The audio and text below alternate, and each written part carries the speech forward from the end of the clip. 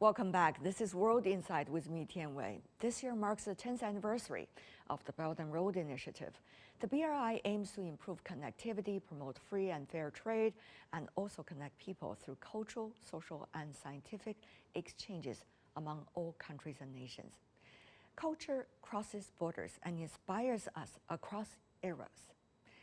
Eike Schmidt, director of the Uffuzi Gallery, has been curating museums around the world. He shared with me recently his insights about civilization exchanges and cultures across borders. Professor Schmidt, what a pleasure to see you. What a pleasure it is to be here. I mean, I just saw one of the most amazing museums, which I heard that it existed, but I was never there before. And I'm 55 years old now, and I had not been to this museum. And now one of your dreams come true. I mean, it's always amazing when you see great art, but here we have a wonder of ancient art, which is the large tree, and this is just absolutely unique. There have been other bronze trees in other parts of the world, other civilizations, but they're later, and they're different. Some of them are very elaborate. But to have this very early piece and then in such an elaborate form already calligraphically really formed, and that's fantastic. Just the shape of it and the imagination people then put into making this, it's really amazing to me. And to me, so even if you know about it, the amazement never ends. I really wonder, when you are traveling, such as going to museums like this and others around the world, what kind of horizon does it open for you in terms of how you're going to chat to your curators back home? You know, what kind of future exhibit you are going to plan? Well, the thing is that when you travel, you always have to insist not just to meet people, but also to look and learn about the art, the culture, and I really make a point about that. You know, sometimes we can be somewhere only for 3 days, but then don't put your schedule full of meetings, but squeeze something in like a museum. And I mean, this was a true revelation. Right. And the once of a lifetime sometimes when we travel around the world. Exactly. I mean, there are so many treasures in the world.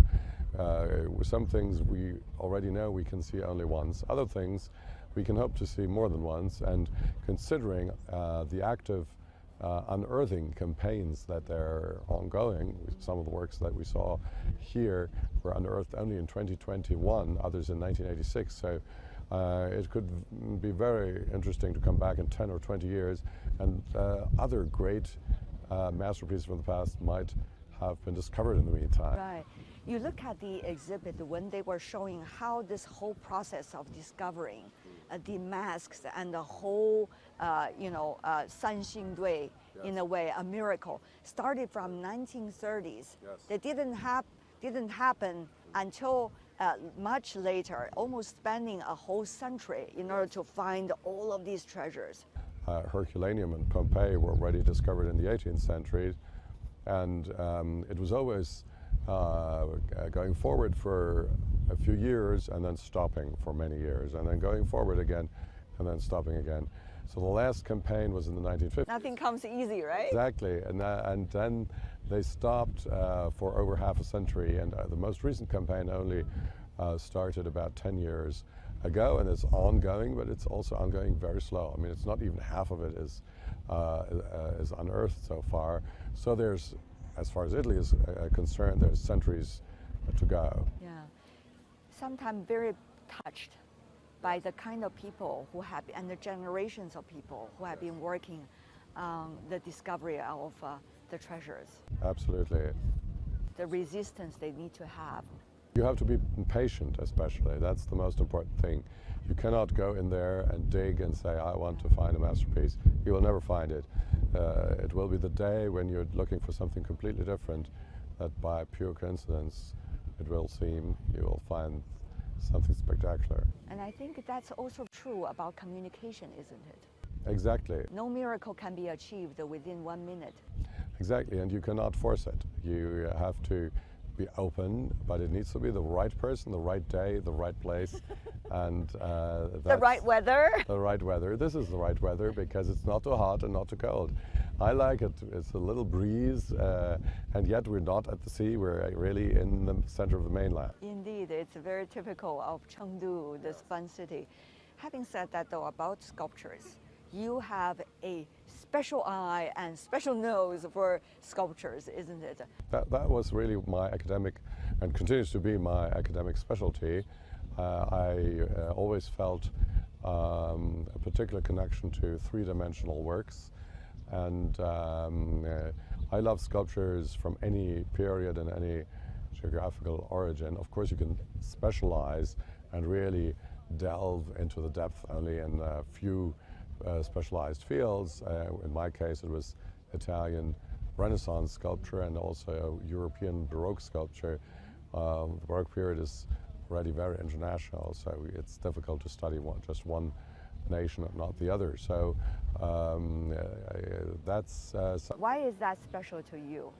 It's special to me because it's something real. Sculpture is something you can touch, and if you walk around it, you see something different. Different, yes, indeed. But why is that period of time special to you? I know you've been doing a lot of research about it. What's about it that you say to your friends, you know, that's why I'm so deep in love with this period? Well, the Italian Renaissance was very important because it was rediscovered the value of learning and the value of learning over generations, to be open to previous civilizations, but also to be open to faraway civilizations. So in a way, that was the model for some aspects of the Enlightenment in the 18th century, and yet again, it can be a model for us in the 21st century. How was it reflected in sculptures? It was reflected in sculptures. Give me one or two examples. Well, if you look at Donatello's works, you see highly individualistic representations of human beings, and these people are so detailed that you think that they're alive almost, and you can believe that these people could just sit across you, and you know, they're not necessarily beautiful in the sense that they would respond to a particular, sometimes they are, but not always. It's really more about being recognizable, and so therefore, in fact, Donatello rather expressed particular emotions and moods and individual features of people than having a unified, stylized face. And again, that's something that today we can cherish, because everyone has their own place in society. It's important to have the collective, it's also important to have the individual. And then the other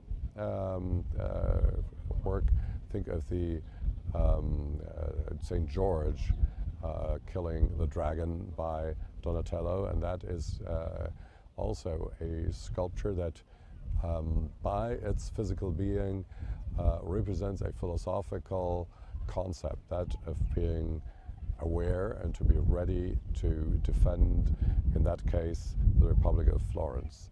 And again, to have a philosophical concept imbued in a 3D work of art, in marble and bronze, and that's something that really flourished at the time.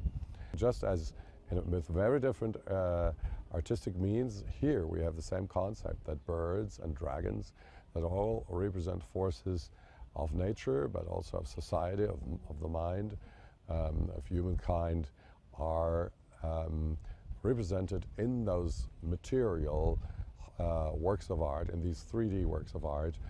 So you have philosophical sculptures. Yeah. Just think about the Renaissance, how it came into being.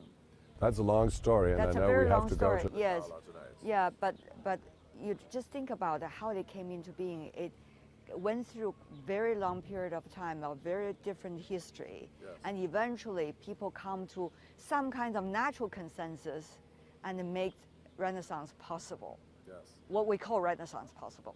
And they called it Renaissance, and they were not believed initially. Most people who lived in the Renaissance didn't care about it because they didn't know about it. Only afterwards, when the Renaissance was already in full blow, everybody accepted that actually the Renaissance had come into being. That's why I want to ask you about this, because now we are in a very difficult time, it seems. Yes. At least our generation feels the same way, Yes. that there's so-called de-globalization, or whatever terminology that is. Yes. There's economic difficulties, there seems to be hatred, Yes. there seems to be a lot of misunderstanding, Yes. there's to be echo chambers. Yes. You know, when you are looking at art and the cross-cultural civilizations communication, you know, what kind of inspirations all your earlier research would provide you with better insights about dealing with today? Well, people were fighting against one another in the Middle Ages. They were fighting against one another in the 19th century. But in retrospect, their weapons were not so great. The weapons in the hands of mankind have become more and more powerful. And these are not physical weapons anymore, but they're also AI weapons, and so nuclear as well. And nuclear weapons. So that is always the downside of technological progress. That also the dangerous side of science goes along with all the positive. The positive is prevailing, and so I am an optimist, but it is very important not to forget culture, because if you do science without doing culture, you can use science for whatever you happen to want to use it, and not all people in all moments are always in a good mood. So therefore, it's very, very important to have culture as something that connects people, that creates mutual understanding, and is really something that whenever we look at any given artwork, and we could take out any of this museum here, people will be realizing that a polarization is an oversimplification which is not helpful. And that is, of course, especially true when it comes to the global order, which cannot be polarized. Right. Final question about museums. Dear to your heart, I guess, because you've been working in very different kinds of museums all over the world. What is the role of museum today? And the limits and the aspirations that museums could provide to people? Well, of course, museums also have their share in science and in research, just as the natural sciences have, and that's also important that museums do that. In this particular case, it's the science of archaeology, but that's just the starting point. We also are keepers of the ideas that are transmitted in the museums and in the values that interacting with art are being created in human beings. So we also have to communicate that and use it in order to address the problems of today's world. But what if there's difficulties, because sometimes people have already preoccupied concepts of certain topics or certain countries, certain culture? Well, there's only interacting with culture you can go beyond the prejudices you might have just adopted passively because you read it 20 times. Going into a museum, reading a book of art, or watching a movie helps you to overcome these prejudices, but you have to do it in a mindful way. There's no point in just going to the museum, take a few photographs, go home. You have to think, you have to look, you have to reflect, and that will help you, it will help your family, but it also will help mankind. I know you and your Chinese colleagues are doing some co-exhibits or exchanges of exhibits. That's just amazing. That's very, very important. It was important even before, now it's become even more important. Thank you so much, Eike. You're welcome. That's all the time we have for today. If you'd like to know more, search World Insight. Check out our YouTube channel. Follow us on Twitter and Facebook. I'm Tian Wei on behalf of the team. Thanks for being with us. Bye for now.